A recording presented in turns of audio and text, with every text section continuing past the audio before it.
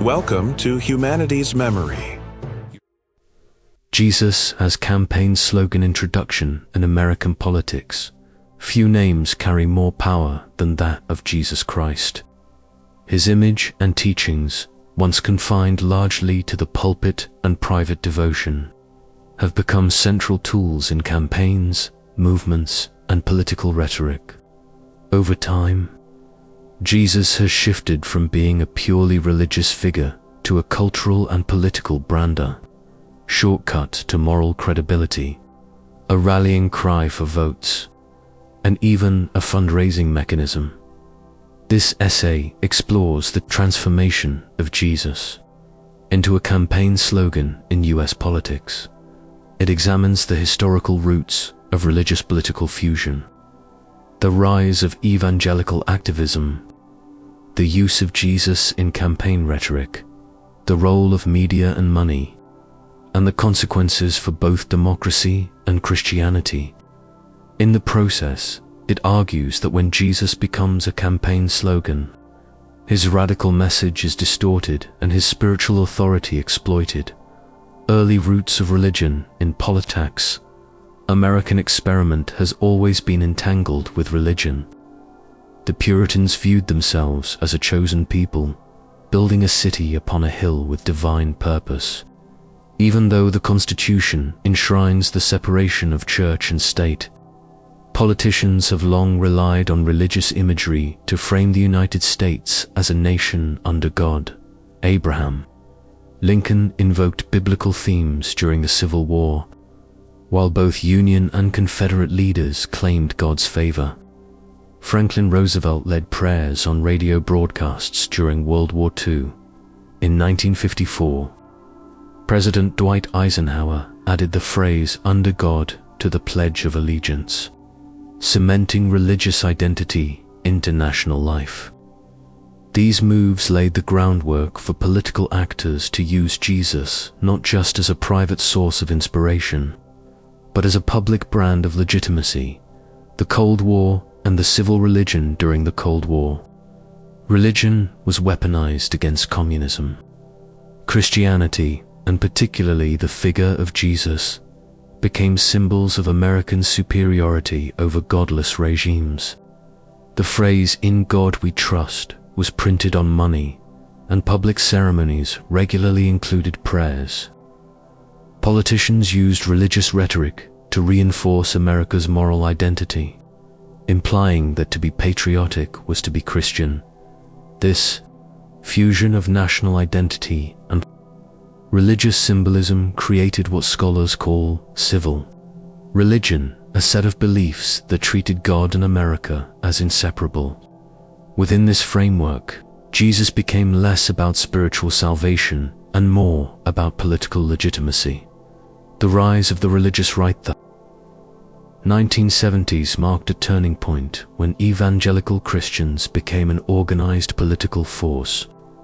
Leaders like Jerry Falwell, Pat Robertson, and James Dobson built powerful organizations such as the Moral Majority and Focus on the Family. They framed politics as a battlefield for Christian morality, particularly around issues like abortion, homosexuality, and school prayer. By the 1980s, Jesus had become a political slogan used to mobilize millions of evangelical voters.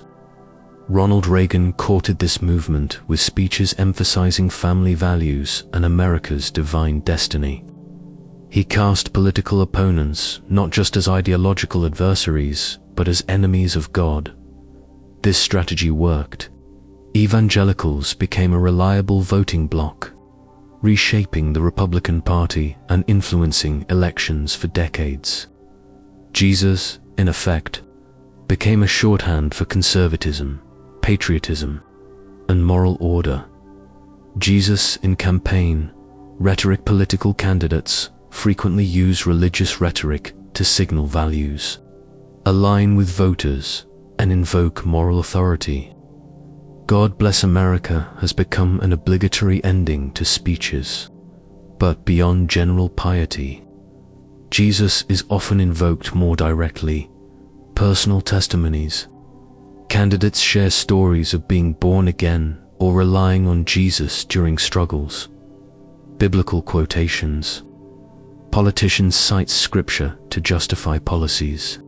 From tax cuts to immigration restrictions, visual symbols, campaign ads feature churches, crosses, or candidates holding Bibles, linking their image to religious authority. Endorsements from pastors.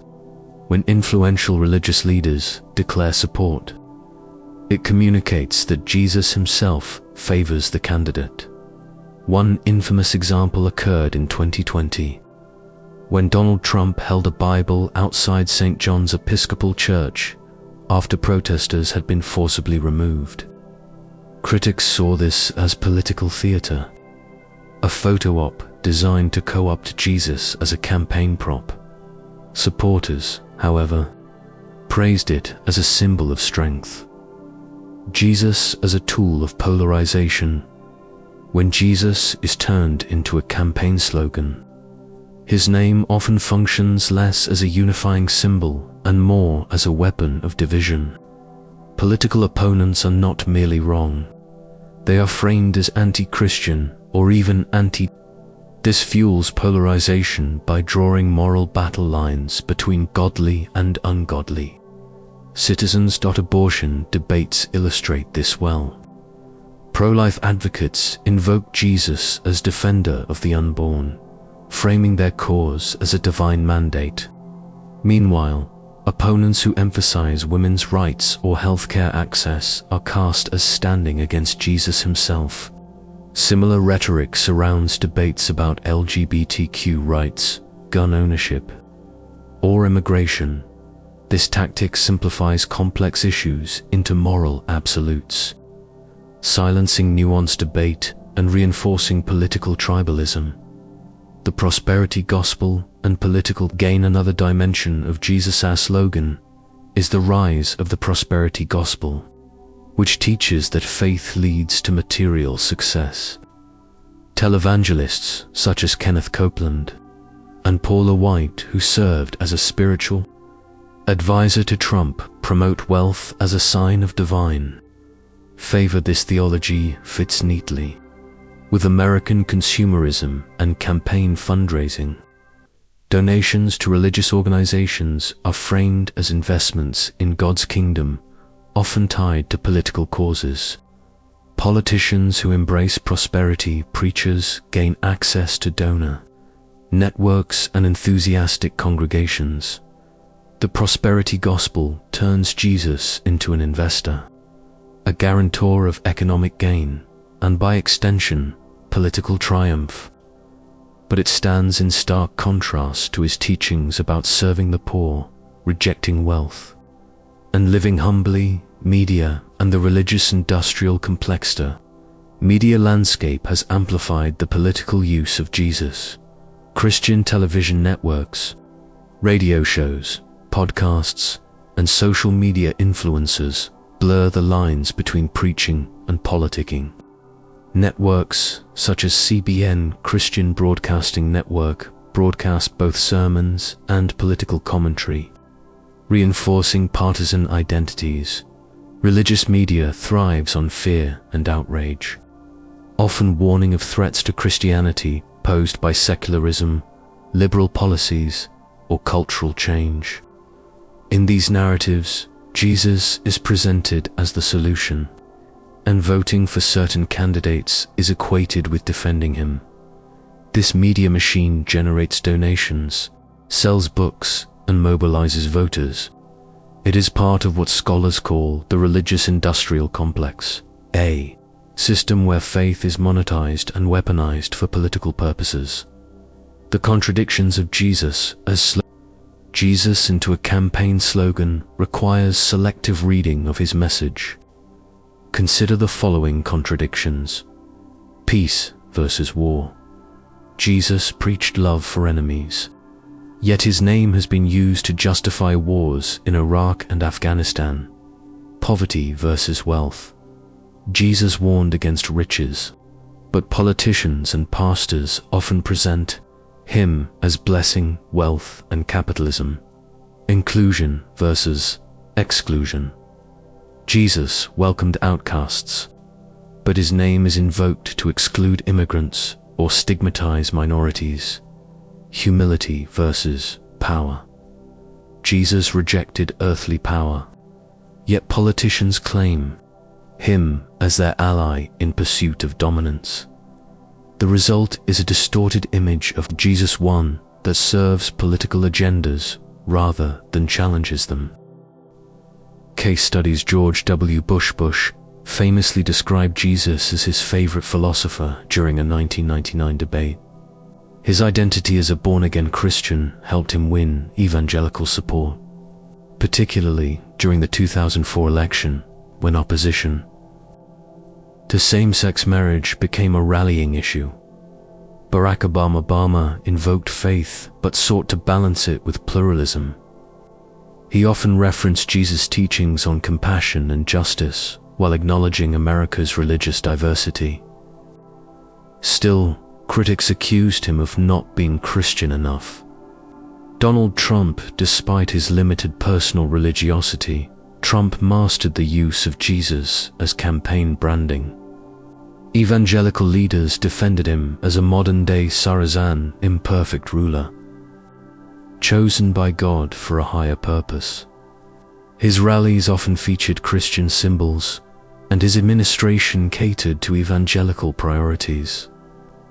January 6, 2021, during the Capitol insurrection, rioters carried crosses, sang hymns, and waved Jesus Saves banners.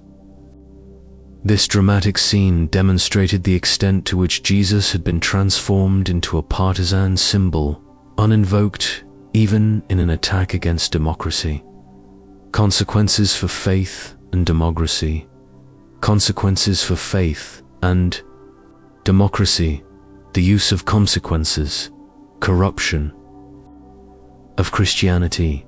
The radical, inclusive teachings of Jesus are overshadowed by partisan talking points, manipulation of believers. Voters are persuaded to equate their faith with loyalty to one party or candidate. Polarization. Politics becomes a holy war, dividing Americans into the godly and the ungodly. Erosion of church-state separation. Religious institutions function as campaign machines, undermining constitutional boundaries. Disillusionment of youth.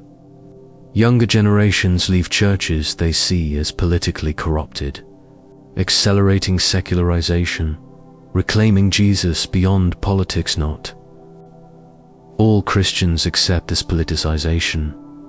Many pastors and theologians argue that Jesus' message cannot be reduced to partisan slogans. They call for a return to his teachings about love, justice, and humility. Liberation theologians emphasize solidarity with the poor and oppressed. Progressive Christians challenge the prosperity gospel and advocate for policies that reflect compassion rather than exclusion. The challenge is not to erase Jesus from public life, but to resist reducing him to a slogan. Authentic faith should inspire values and actions without being hijacked by political campaigns. Conclusion. Jesus as campaign slogan captures a troubling reality of American politics. From the Cold War to the religious right, from prosperity preaching to modern campaigns, Jesus has been transformed into a brand used to win elections, raise money, and mobilize voters. But the cost of this exploitation is high. Christianity risks losing credibility when tied so tightly to partisan agendas. Democracy suffers when politics becomes a battlefield of competing religious claims. And the radical teachings of Jesus about humility, sacrifice, love, and justice are silenced under the noise of political slogans.